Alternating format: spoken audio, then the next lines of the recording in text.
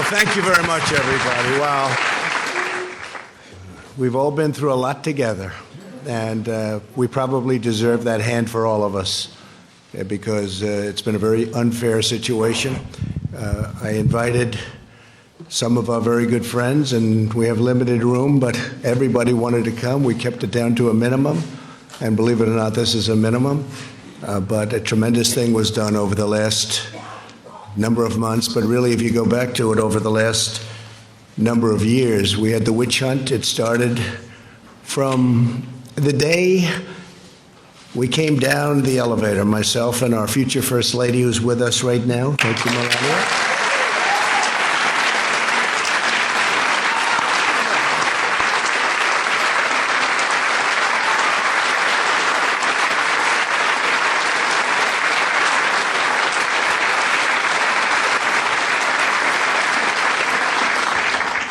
And it never really stopped. We've been going through this now for over 3 years.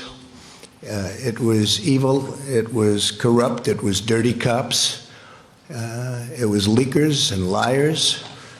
And this should never, ever happen to another president, ever. I don't know that other presidents would have been able to take it. Some people said no, they wouldn't have. But I can tell you, at a minimum, you have to focus on this because it can get away very quickly. No matter who you have with you, it can get away very quickly. It was a disgrace. Had I not fired James Comey, who was a disaster, by the way, it's possible I wouldn't even be standing here right now. We caught him in the act. Dirty cops, bad people. If this happened to President Obama, a lot of people would have been in jail for a long time already, many, many years. I want to start by thanking some of, and I call them friends, because, you know, you develop friendships and relationships when you're in battle and war, much more so than, gee, let's have a normal situation. With all that we've gone through, we've done, I think, more than any president and administration. And really, I say, for the most part, Republican congressmen, congresswomen, and Republican senators. We've done more than any administration in the first few years. You look at all of the things we've done. I watched this morning as they tried to take credit for the stock market from think of that. Let me tell you, if we didn't win, the stock market would have crashed. And the market was going up a lot before the election because it was looking like we had a good chance to win, and then went up tremendously from the time we won the election till the time we took office, which was November 8th to January 20th. And that's our credit. That's all our credit. And leading up to that point was our credit because there was hope. And one of the reasons the stock market's gone up so much in the last few days is people think we're doing so well. They liked the State of the Union speech.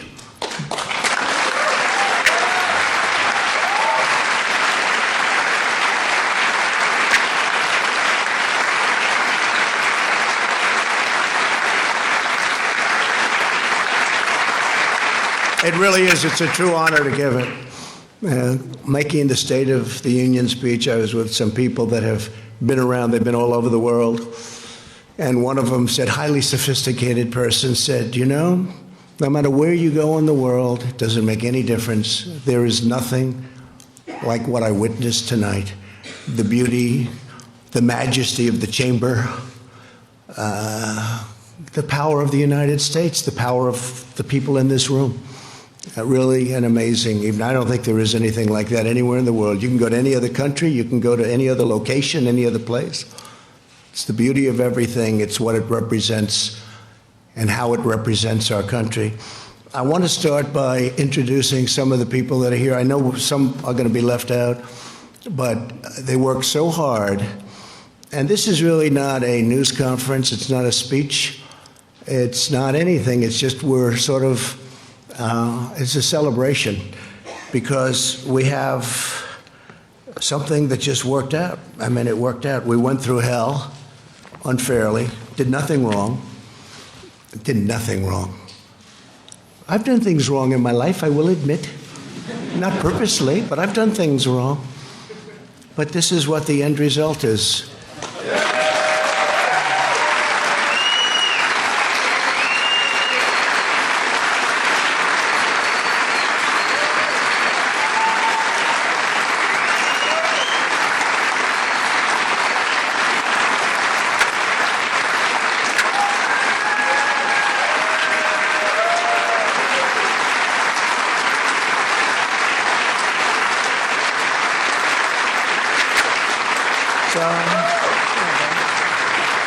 You can take that home, honey. Maybe we'll frame it. It's the only good headline I've ever had in the Washington Post. I'll tell you. But every paper is the same. Does anybody have those papers? Does anybody have them? Because they're really like that, so I appreciate that.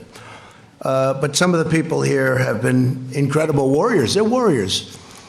And there's nothing from a legal standpoint. This is a political thing. And every time I'd say, this is unfair, let's go to court, they say, sir, you can't go to court. This is politics.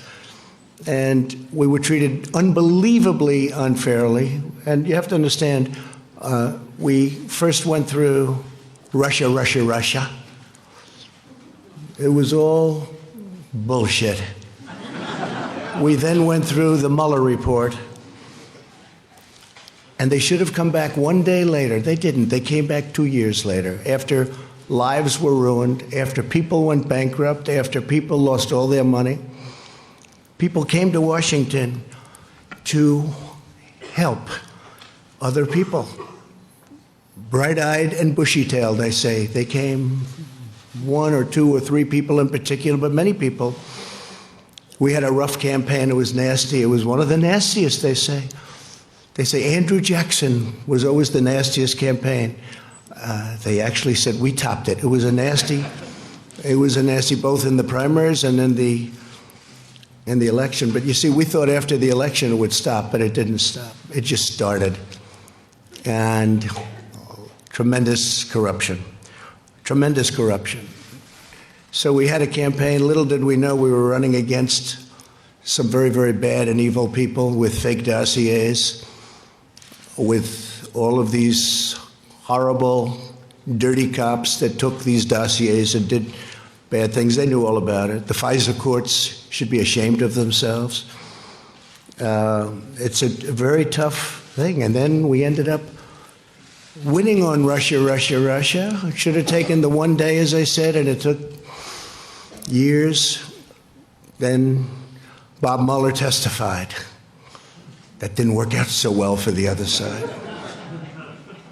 But they should have said that first week, because it came out. Is that right, Jim Jordan? They knew in the first 2 days, actually. Devin, is that right? 2 days. They knew that we were totally innocent. But they kept it going, Mark. They kept it going forever. Because they wanted to inflict political pain on somebody that had just won an election that to a lot of people was surprised. I mean, we had polls that said we were going to win. We had Los Angeles Times and a few papers actually said we were going to win, but it was going to be close. And we did win. It was one of the greatest wins of all time. And they said, okay, he won. And, I wrote this down because that was where a thing called the insurance policy, to me, when I saw the insurance policy, and that was done long before the election, that was done when they thought that Hillary Clinton was going to win. And by the way, Hillary Clinton and the DNC paid for millions of dollars, the fake dossier. And now Christopher Steele admits that it's a fake because he got sued by rich people. I should have sued him too, but when you're president, people don't like suing. I want to thank my legal team, by the way, not for that advice, but for other advice. Pat, Jay, Pat, you guys stand up, please. Great job.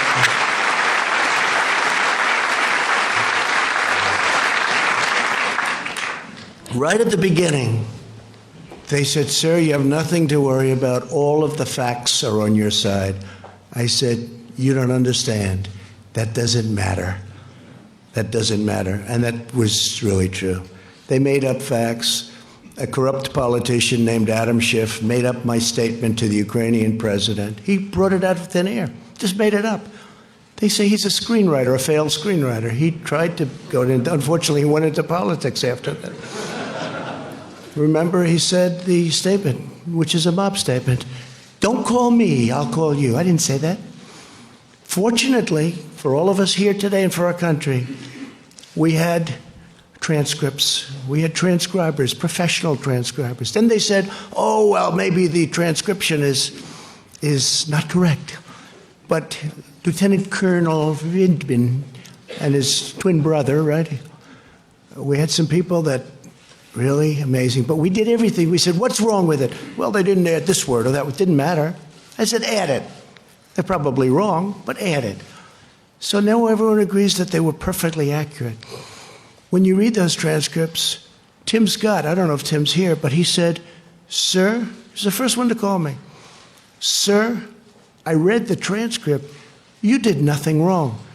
And Mitch, he stayed there right from the beginning. He never changed. And Mitch McConnell, I want to tell you, you did a fantastic job.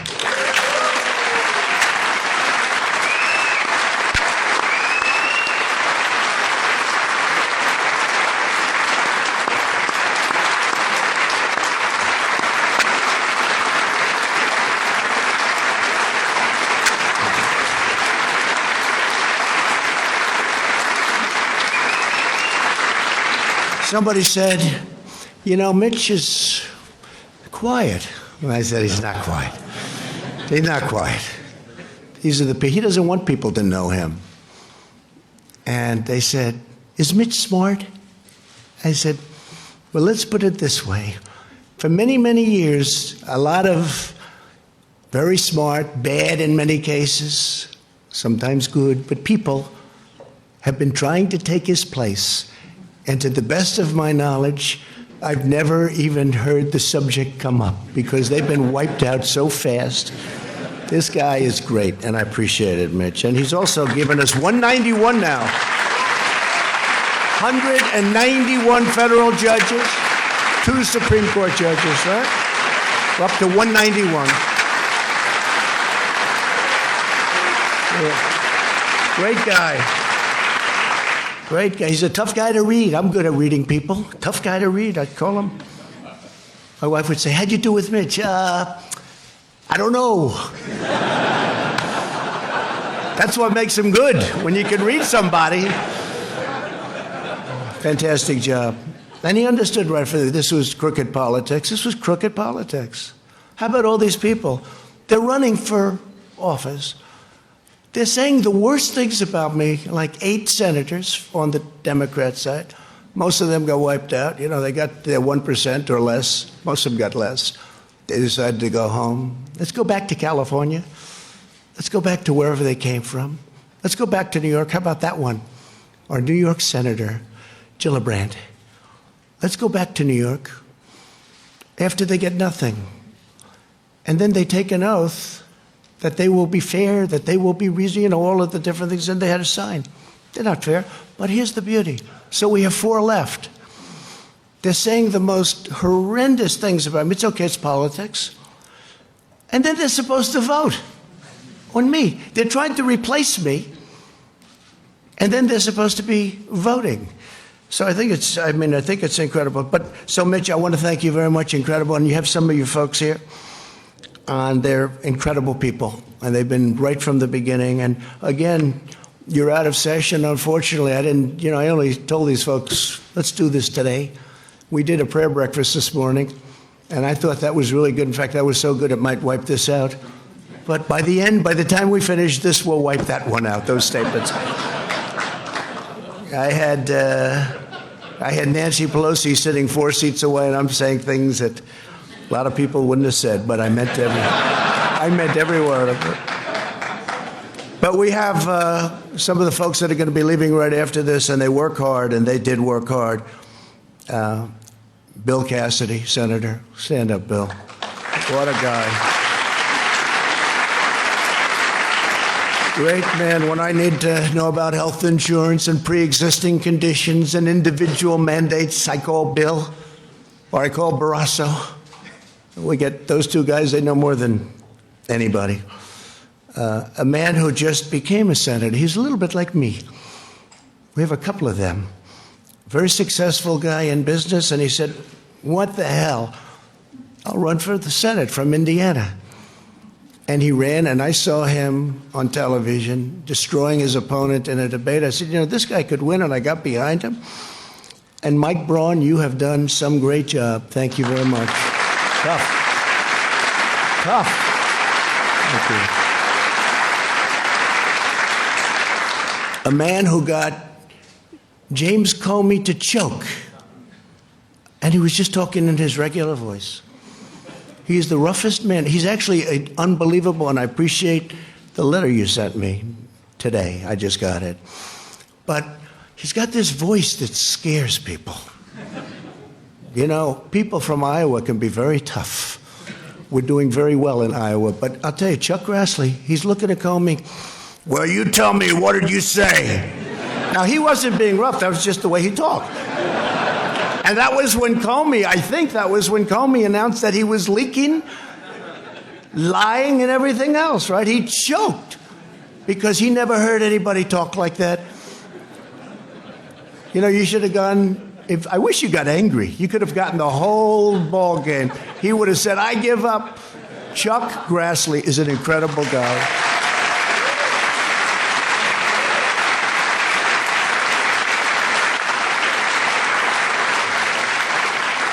And a man who, you know, he was running against a tough, smart campaigner. We learned out how good she was, right? She was a great campaigner. In fact, by the end of the campaign, she was actually, I thought she was more for me than you were, Josh. I was worried. I saw her ads. She was saying the greatest things about me. And you know who I'm talking about? And I went to a great place, Missouri, and I said, who do you have to beat her? And they said, well, we have 4 people. I said, let me see them. I got to interview people. Can you imagine? I'm interviewing people for the United States Senate. This is what I do. Where have I gone? But I love it. I love it because we're getting great people. The first one I met was Josh Hawley. After about 10 minutes, I said to the people, don't show me anybody else. This is the guy. He was the Attorney General, did a phenomenal job in the state, highly respected. And Claire McCaskill. So the theory was you couldn't beat her. Great campaigner. Remember the last campaign? She was going to be taken. She was always going to be taken out, and she wins. And people say, how did that happen? Didn't happen with him. But she got so friendly toward me. In fact, one of the ads I still have, I'm putting it in the archives as one of the best ads I've ever made. And she tried to convince people that we were best friends. But Josh ended up winning by 5 or 6 points. You were unbelievable. You were tough. And you are something. And one of the greatest supporters on the impeachment hoax was Josh Hawley. He was incensed, actually. I watched him. He was incensed at what they were doing and what they were saying. And those were the ones. You know, I had some that said, oh, I wish he didn't make the call. And that's okay. If they need that, it's incorrect. It's totally incorrect. And then you have some that used religion as a crutch. They never used it before. An article written today, never heard him use it before. But today, you know, it's one of those things. But, you know, it's a failed presidential candidate, so things can happen when you fail so badly running for president. But Josh Hawley, I want to thank you. You were right from the beginning. Man, did I make a good choice. Thank you, Jeff. Tremendous future. A man who is brilliant and who actually was deceived to an extent. It comes from a great state, Utah, where my poll numbers have gone through the roof, and one of the senators' poll numbers, and not this one, went down big. You saw that? You saw that, Mike? But Mike Lee is a brilliant guy. He's difficult. Whenever I sign bills, you know, we do sign a lot of legislation it's big and it's powerful, but it's sort of everybody has to approve it. and I see 99 to 1. 99 to 1. I say, don't tell me who's the one. Is it Mike? Yes. And he always has a good reason for it, too, by the way. But he's incredible. And right at the beginning, he knew we were right, Mike. And I appreciate it very much. You're just fantastic. And say hello to the people of Utah and tell them, I'm sorry about Mitt Romney. I'm sorry. Okay? We can say that Mike Lee is by far the most popular senator from the state. But you've done a fantastic job, Mike, in many ways. In many ways. A young woman who I didn't know at all, but she's been so supportive, and I've had great support from other people in that state, and she's been so supportive, and she's been downright nasty and mean about the unfairness to the president. And Kelly Loeffler, I appreciate very much. Thank you. Great. She saw it very early on.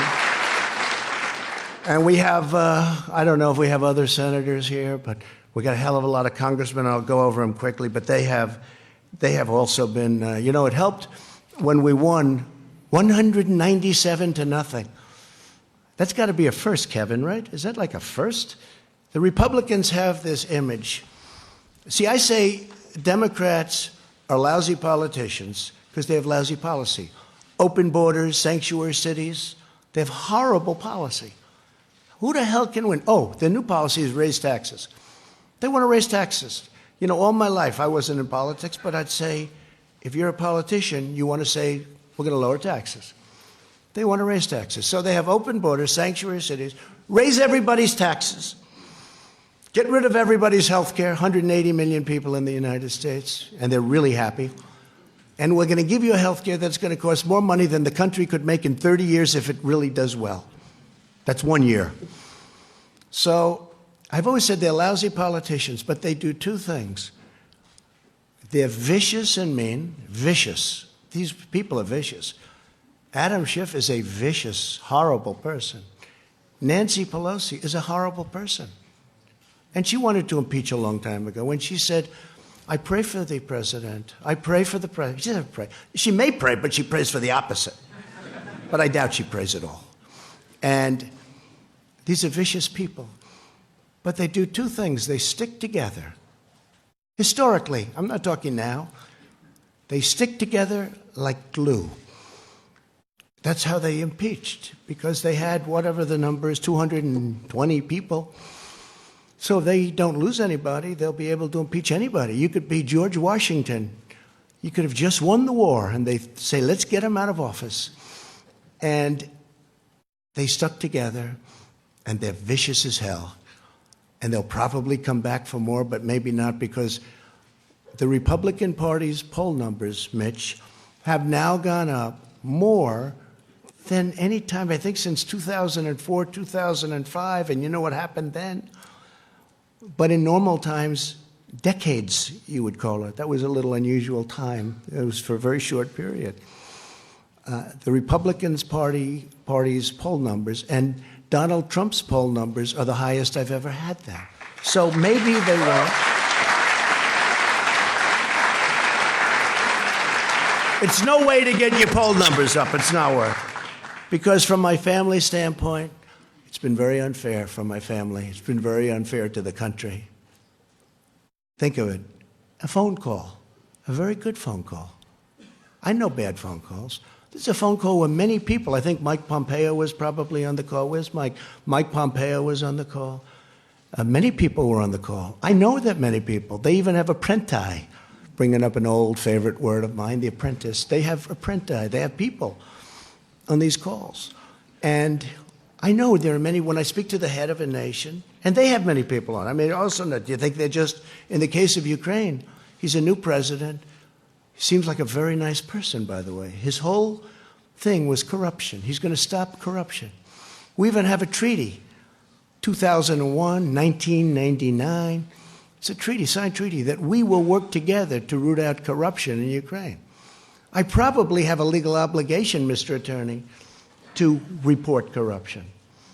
But they don't think it's corrupt when a son that made no money, that got thrown out of the military, that had no money at all, is working for $3 million up front, $83,000 a month, and that's only Ukraine. Then goes to China, picks up $1.5 billion. Then goes to Romania, I hear, and many other countries. They think that's okay. Because if it is Ivanka in the audience? Is Ivanka here? Boy, my kids could make a fortune. They could make a fortune. It's corrupt. But it's not even that. It's just general corruption. And the other thing is mentioned in the call, and something that I've told Mike Pence, our great vice president, I would tell him all the time. And I told him when he went on the trip, because he was over there. He never mentioned anything about this when you had your meeting. It's a terrible thing. But I told Mike, I said, Mike, we're giving them money, and, you know, you're always torn about that, because we have our country to build, we have our cities to build, and our roads to fix. But we're giving them money. Tell me, why isn't Germany paying money? Why isn't France? Why isn't United Kingdom paying money? Why aren't they paying money? Why are we paying the money? Is that a correct statement, Mike? I say, find out what the hell's going on. And I told that to all of my people, OMB. I said, I asked that question. How much is Germany paying? Why isn't Germany paying? Why is the United States always the sucker? Because we're a bunch of suckers. But that's turning around fast. But it makes it harder when stuff like this happens, because you want to focus, and you want to focus perfectly. Think what we could have done if the same energy was put into infrastructure, prescription drug prices. Think of what we could have done. And I'm now talking both sides. Think of what we could have done if we had the same genius, because it's genius. I will say, it's genius on the other side. Maybe even more so, because they took nothing and brought me to a final vote of impeachment. That's a very ugly word to me. It's a very dark word, very ugly. They took nothing. They took a phone call that was a totally appropriate call. I call it a perfect call, because it was. And they brought me to the final stages of impeachment. But now we have that gorgeous word. I never thought a word would sound so good. It's called total acquittal. Total acquittal.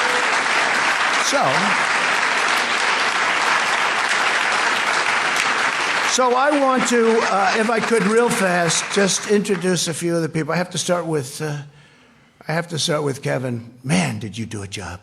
Lucky you're there. Lucky you're there. Because it wouldn't have worked out. If you don't have the right people, I'll tell you, Kevin McCarthy has done an incredible job.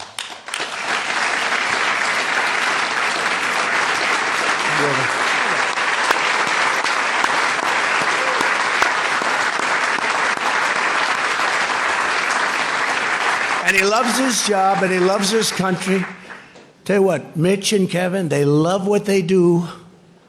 Now, Mitch wouldn't even tell you he liked it. Say, Mitch, do you like it? I don't know. He's the greatest poker player, right? Kevin will say, I love it, right? And I will say that you're going to be Speaker of the House because of this impeachment hoax. I really believe it. I really believe it. And I'm going to work hard on it. I'm going to try and get out to those Trump areas that we won by a lot. And, you know, in 18, we didn't win. We just won 2 seats in North Carolina, 2 wonderful seats in North Carolina that were not supposed to be won. But I went and I made speeches, and we had rallies, and we did a great job, and we won. We took 2 seats. Nobody writes about that. If we lost them, it would have been the biggest story of the year. But we're going to go. We're going to do a job, and we're going to win a lot of seats. We're going to win a lot of seats. People are very angry that Nancy Pelosi and all of these guys, I mean, Nadler, I know him much of my life. He's fought me in New York for 25 years. I always beat him. And I had to beat him another time. And I'll probably have to beat him again. Because if they find that I happen to walk across the street and maybe go against the light or something, let's impeach him. So I'll probably have to do it again, because these people have gone stone cold crazy. But I've beaten them all my life, and I'll beat them again if I have to. But what they're doing is very unfair, very unfair. So Kevin McCarthy has been great. So a few names, right? And there'll be a few you forget. If you want, you can raise, and I'll say, great, love to have you, wonderful. But we're going to do the best we can. And I have my cabinet, but my cabinet's different. I appoint them, okay? I didn't see all of them helping so much. You know, they were running their various bureaucracies, right? Now, my cabinet's great, and they're all here. But today is the day to celebrate these great warriors, right? These are great warriors. They really fought hard for us. And so I'll start Kelly Armstrong, North Dakota. Kelly, thank you. Great job. Great job. Jim Banks of Indiana. Jim, thank you. Great job. Andy Biggs. Where's Andy? Boy, oh boy, Andy. There's a guy. He's tough. I hear we're doing well in Arizona, huh? It's going good, yeah? I think so. I think I saw a poll that was very good. For me, I think we have to make sure Martha's going to do, I think Martha's going to do good. But we have some states that are going to be not easy. But Arizona's been great. And we're stopping illegal aliens from coming in. We're putting up walls. New Mexico, too, a state that's never been in play for Republicans, is totally in play, right? Nevada's really looking good. We're doing well.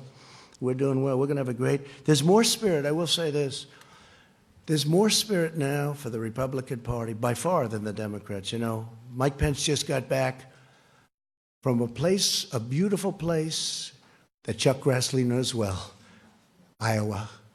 And he was talking about this fiasco, the Democrats. They can't count some simple votes, and yet they want to take over your healthcare system. Think of that. No, think of that. But we also had an election out there, and we got 98% of the vote. We have two people running, you know, and I guess they consider them non-people, but they are running. I mean, one was a governor, one was a congressman. They're running. We've got 98% of the vote. And everybody from the media was saying, who are those crowds over there? You know, they expect it to be one of these competitive where everybody's running because they want to win, they want to win. And it was Trump, right, Mark Meadows? It was Trump. This was a Trump crowd. And a lot of my guys went there. They went to Iowa, and a lot of friends went there, and we had tremendous, they say the spirit for the Republican Party right now is stronger, I think, than it's ever been in the history of our country. I think it's stronger than it's ever been. And that includes honest Abe Lincoln. You know, a lot of people forget Abe Lincoln. I wish he were here. I'd give him one hell of an introduction. But he was a Republican. Abe Lincoln, honest Abe. Bradley Byrne, Alabama. What a great place. Thank you, Bradley. A man who has been an unbelievable friend of mine and spokesman, and somebody that I really like. And I know, Kelly, you're going to end up liking him a lot. Something's going to happen that's going to be very good. I don't know. I haven't figured it out yet. But Doug Collins, where is he? Where is Doug? You have been so great. Thank you very much, Doug. Thank you very much. Yeah, thank you. Really amazing job. A young man who is born with a great gene, because I know his father and how great a politician he was, but he's from Florida. Sometimes controversial, but actually he's not controversial. He's solid as a rock, and he's a friend of mine, Matt Gaetz. Matt? Thank you, Matt. Thank you. Great job. All right, this guy. So he's the NCAA, meaning a couple of years ago when he was in college, wrestling champion. NCAA, that's the big deal. That means in all of college, you're the champ, you're the best. His record was ridiculous. Nobody could beat him. And I see it, you know, every time I see it. When I first got to know him, Jim Jordan, when I first got to know Jim, I said, he never wears a jacket. What the hell's going on? He's obviously very proud of his body.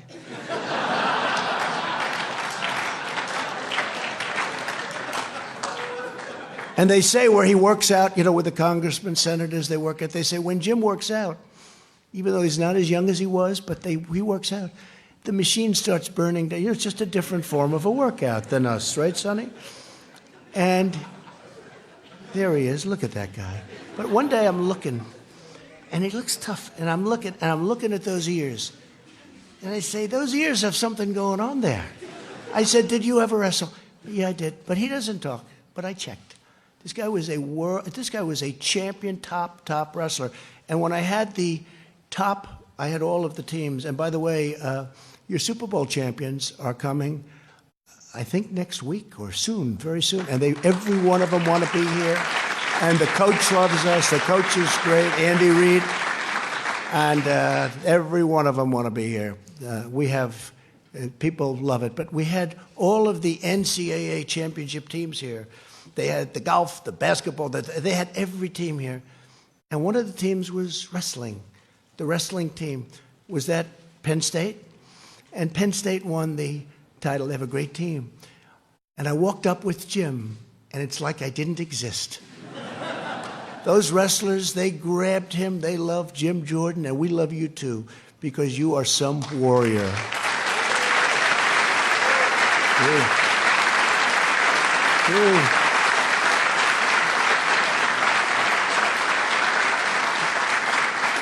A woman who became a star. We have a couple of women that became stars, you two.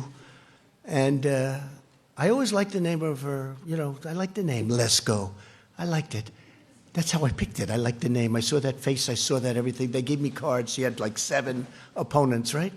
And you have no idea how much the public appreciates, how smart, how sharp you are. This I can't tell. I can't tell.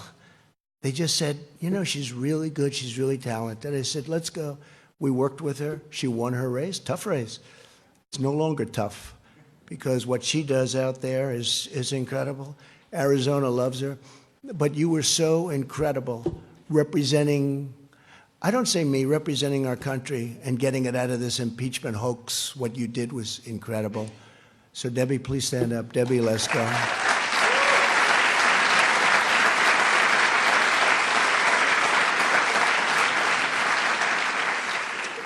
A man who I became very friendly with. I don't know why.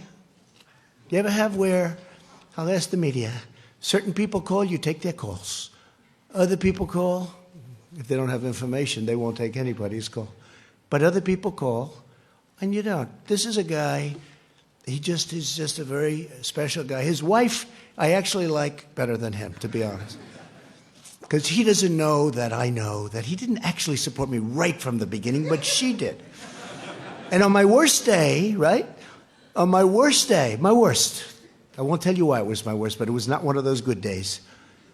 She got on a bus, got many other buses, and women all over North Carolina, and they toured North Carolina. Well, Mark was back sort of semi-supporting another candidate, which he ended up leaving very quickly. I don't think you had a choice because of your wife.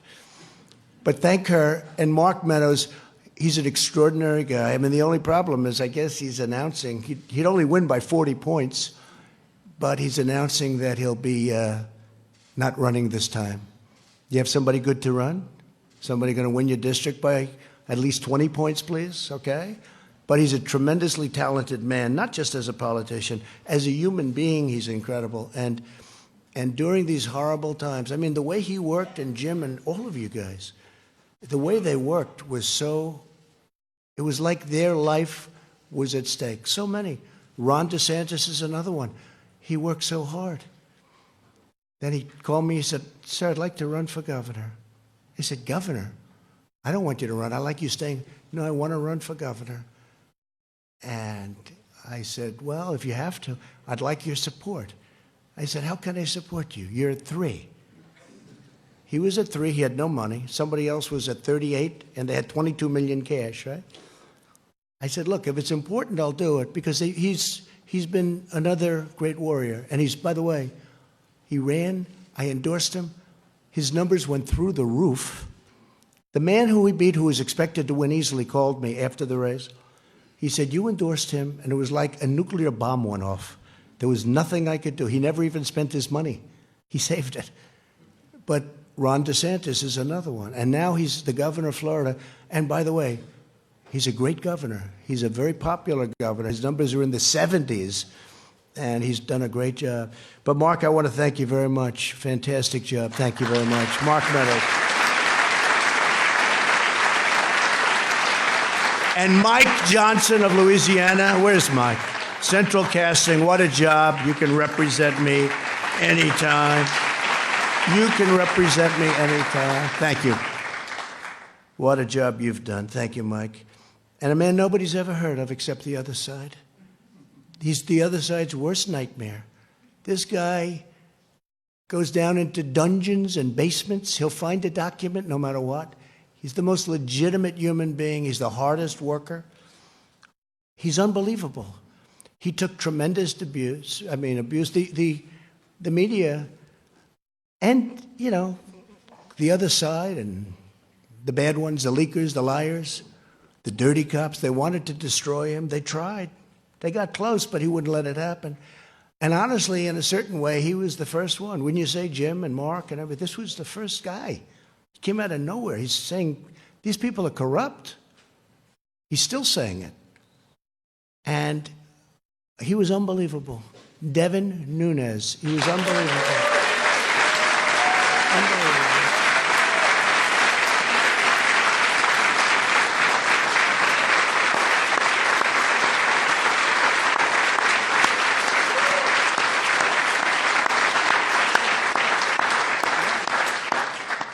That's so true, Devin. He'd come in and say, I didn't even know him. I just heard there was this congressman who kept going into a basement, into files. He knew something was wrong. You felt it, right? And now we know a lot more than we knew then, right? You never thought it was as bad as it is. And hopefully we're going to take care of things because we can never, ever allow this to happen again.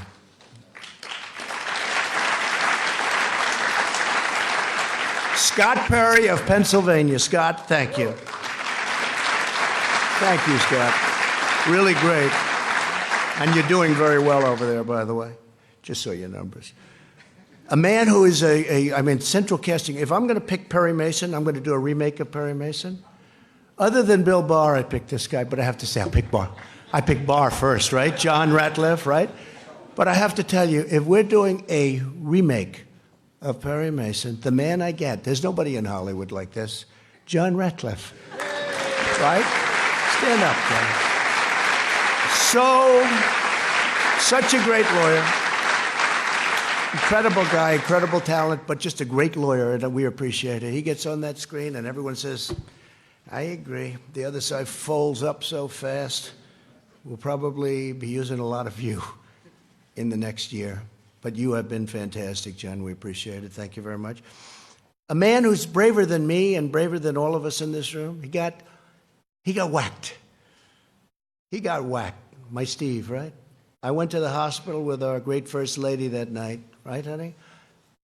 And we saw a man that was not going to make it. He was not going to make it. He was the doctor. And I told him, his wife, I said, she loves you. Why do you say that? Because she was devastated. A lot of wives wouldn't give a damn. A lot of wives would have said, hey, yeah. I said, how's he doing? Oh, she couldn't even talk. She was inconsolable. Most wives would say, not good. Listen, I'm going home now. But the doctor came in. The wife is like, she was a total mess. She was really devastated. And it really looked like he had a 25% chance. I think you set a record for blood loss. And Steve Scalise, honestly, I think you're better looking now. You're more handsome now. You weren't that good looking. You look good now. He looks better now. Can you believe it? I don't know what the hell that is. True. Better now.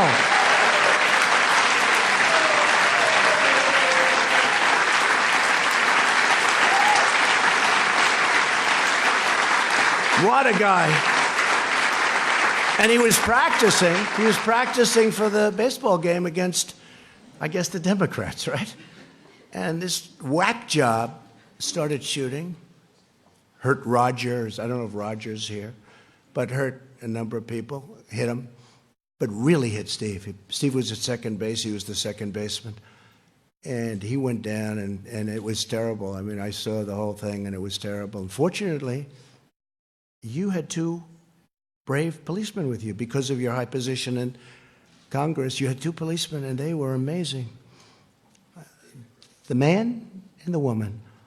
And they came, and they didn't have rifles. They were against supposedly a pretty good sharpshooter with rifles, good equipment, and all they had was a gun. And they started coming in from the outfield shooting. And they're so far away that a handgun is not preferred. And this guy has the rifle, and he's hitting people. And he was going to move up, and there was no out. I mean, if he would have been able to move up, there was no way to get out. The entrance was a single entrance way on the other side where he was. So everyone went into the dugout, ran into the dugout. But Steve was really hit badly in the stomach, and with a bullet that rips you apart. It was supposed to do that. It rips you apart. And these two people came charging forward, boom, boom, boom. And one of them, you know who? One of them, him, got the shooter, hit him, and then got him, killed him from long distance. It was amazing. If you didn't have those two people, you can imagine, right? You could imagine what would happen. So Melania and I went to the hospital that night, and he was in such bad shape, and he's been working ever since so hard. But 6 months ago, they had a baseball game at the Nationals Park, and I'm watching. And it's on television. And it's just, game, people, you want to win it, right? And Steve's at second base. The poor guy can't even walk. Do you remember Bobby Richardson for the New York Yankees? He was known for range, Louis. Range. He had the greatest range. If a ball's hit the shortstop, Bobby Richardson's the second baseman. Bobby Richardson would field the ball. If it's hit the first base, he'll throw it to the first baseman. He had unbelievable range. This was not Steve Scalise. Steve had no range. 1 foot, and he has to fall down, right? Because, he was trying to get better. I don't know who the hell put you on the field. And this is a true story. So the game starts, and the first pitch, Steve's standing at second base, and the guy is really in bad shape. And I said, this is terrible. A shot, ground ball shot, is hit to second. And Steve, I say, I didn't have time to think too much, but I said, this is not good. That ball is going toward him. And this guy stopped that ball, caught the ball. He's now laying down. He throws the ball to first base. He gets him out. I said, it's the most incredible thing. I've never seen athletically. I've never seen anything like it. Right? And he gets him out, and they then took him out of the game, which was a very wise thing, because you could never do that again in a million years. But you weren't going to let that ball go through. I don't care if it was hit by the greatest of all time, right? That ball was not going through you, because you are a warrior. Steve, he is fantastic. You are fantastic. You and Liz and Kevin, what a group. I mean, what a group. I got lucky, because you need the right people. If I had the wrong people there, maybe a different story. Maybe we'd be celebrating something else. But I really want to thank you, Steve Scalise. And Elise, I just read the story. It's the most incredible what's going on with you, Elise. So I even said, I was up campaigning for helping her, but I thought, she looks good. She looks like good talent. But did I not realize when she opens that mouth, you were killing them, Elise. You were killing them.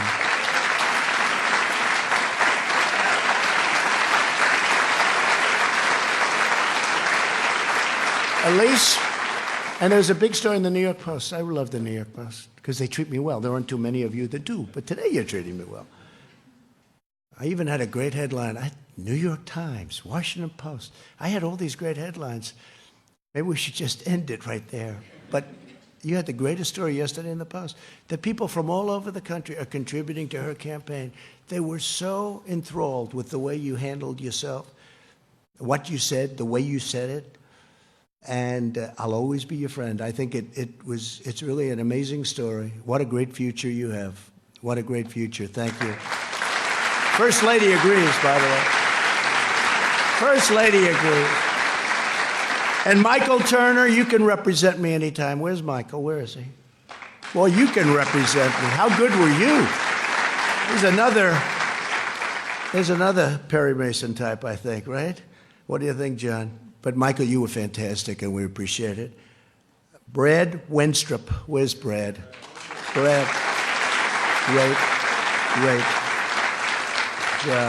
It's a big day for lawyers. You notice only the lawyers stayed. All the lawyers stayed behind. Lee Zeldin, how good are you? How good are you? Man.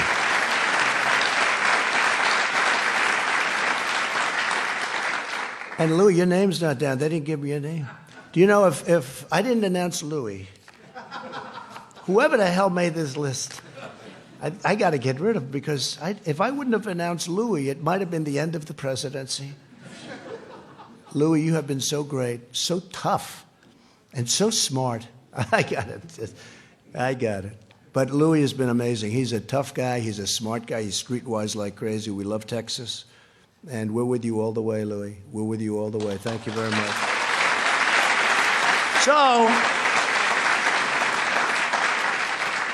So that's the story. We have a great group of warriors, and there are others left, and I guess probably, I'm sure I didn't mention a few, and I apologize if that's the case. How's CPAC doing? Good? My man, stand up, please, will you? He's the one, he said you should run.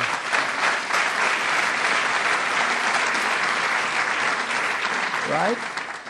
Matt said, it's like 5 years ago, 6 years ago, and I made a speech, and then they do some kind of a straw poll. Who made the best speech? And he said, I made the best speech. Oh, with all these professional, I hate to say this, with all these professional politicians, they voted, by far the best speech was Trump. He calls me, he says, you should run for politics. I say, what do I know about politics? But you know what? We learned quickly, and our country has never done better than it's doing right now. So it's pretty good. But thank you, Matt. Great. Say hello. So that's the story. We've been treated very unfairly. Fortunately, we have great men and women that came to our defense. If we didn't, this would have been a horrific incident for our country. When you have Lisa and Peter, the lovers, the FBI lovers, I want to believe the path you threw out for Deputy Director Andrew McCabe. That's the office. There's no way he gets elected, meaning me. There's no way he gets elected. This is Peter to Lisa. He's probably trying to impress her for obvious reasons. There's no way he gets elected. But I'm afraid we can't take the risk. Now think of this. In other words, if I get elected, two lowlifes, they can't take the risk. They can't take the risk. Think of it. And that's where it came up, the greatest word of all, insurance policy. So he says, but I'm afraid we can't take the risk. She may lose. It's like an insurance policy. In the unlikely event you die before you're 40. In other words, if I won, they were going to do exactly what they did to us. They were going to try and overthrow the government of the United States, a duly elected president. And if I didn't fire James Comey, we would have never found this stuff. Because when I fired that sleazebag, all hell broke out. They were ratting on each other. They were running for the hills. Let's see what happens. Let's see what happens. It's in the hands of some very talented people. We're going to have to see what happens. But I can tell you, in my opinion, these are the crookedest, most dishonest, dirtiest people I've ever seen. They said, this is struck. God, Hillary should win 100 million to 1. This is about me. This is an agent from the FBI. Look how they let her off. 33,000 emails deleted. Nothing happens to her. Nothing happens. It's unbelievable. But think of that, God, Hillary should win. When these guys are investigating Hillary. Then they go to work for Mueller, the two of them. And when Mueller found out that everybody knew that they were 100% this way, he let them go. But they deleted all of their emails and text messages. So when we got the phone, they were all deleted. Could you imagine the treasure trove? They illegally deleted. So they left Bob Mueller. He had the look, but he didn't have a lot of other things. Always had the look. Mr. G-Man. And I love the FBI, and the FBI loves me, 99%. It was the top scum.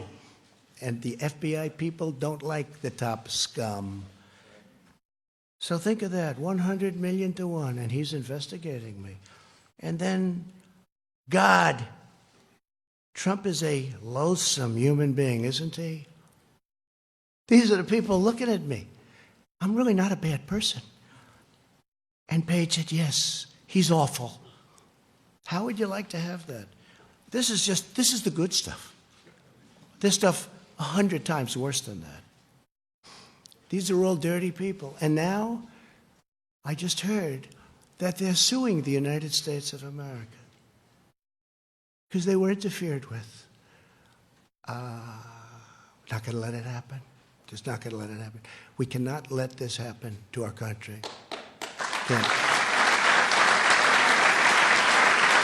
So, I'm going to leave now, and I don't know if any of you have anything to say. You could say it, but this is sort of a day of celebration because we went through hell. And I'm sure that Pelosi and Crying Chuck, I've known this guy all the time. The only time I ever saw him cry was when it was appropriate. Known him for a long time, Crying Chuck. But I'm sure they'll try and cook up other things. They'll go through the state of New York. They'll go through other places. They'll do whatever they can. Because instead of wanting to heal our country and fix our country, all they want to do, in my opinion, it's almost like they want to destroy our country. We can't let it happen.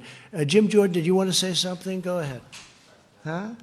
Mark? I want to just say that this reflection today is a small reflection of the kind of support you have all across the country. We've got your back. Thank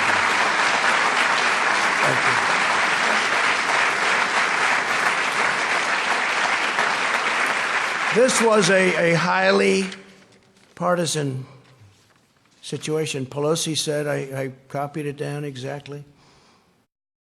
Before the impeachment, she wanted to impeach from day one, by the way. Don't let it fool you. You know, she said, no, the impeachment is a very serious thing. I said, she wants to impeach. Watch.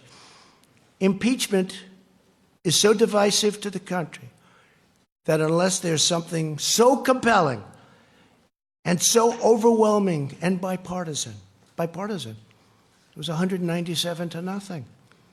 And other than one failed presidential candidate, and I call that half a vote because he actually voted for us on the other one. But we had one failed presidential candidate. That's the only half a vote we lost. So we had almost 53 to nothing. We had 197 to nothing. And the only one that voted against was a guy that can't stand the fact that he ran one of the worst campaigns in the history of the presidency. But she said, there's something so compelling, has to be so compelling and so overwhelming and bipartisan. I don't think we should go down that path because it divides the country. She was right about that. And it's just not worth it. That was Nancy Pelosi a year ago, right? And I think it's a shame. I think it's a shame. But as I said, if we can put this genius to work on roads and highways and bridges and all of the things we can do, prescription drugs. You know, we had Secretary Azar's here, and I want to thank him for this, but we had first time in 51 years where drug prices actually came down last year. First time in 51 years. But what we can do working with both parties in Congress would be unbelievable. It would be unbelievable. What we can do And I know Chuck Grassley is working very hard on it, and Mitch is working very hard on it. But what we can do is incredible. What we can do just generally. We've done so much without it.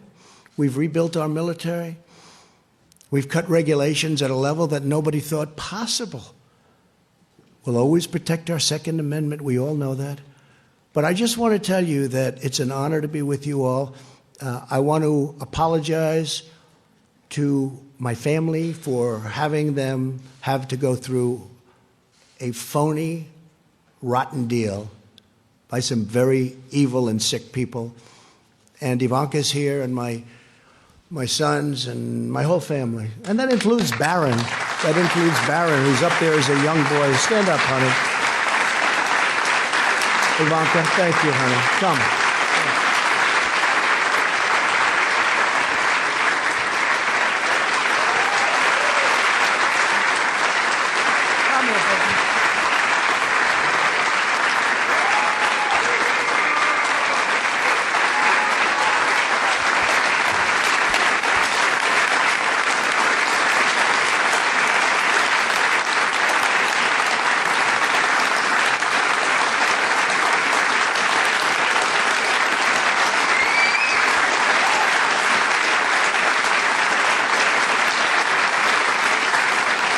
So I just want to thank my family for sticking through it. This was not part of the deal. I was going to run for president, and if I won, I was going to do a great job. I didn't know that I was going to run, and then when I got in, I was going to have to run again and again and again. Every week I had to run again. That wasn't the deal, but they stuck with me. And I'm so glad I did it, because we are making progress and doing things for our great people that everybody said couldn't be done. Our country is thriving. Our country is just respected again. And it's an honor to be with the people in this room. Thank you very much, everybody. Thank you. Thank you very much. Thank you.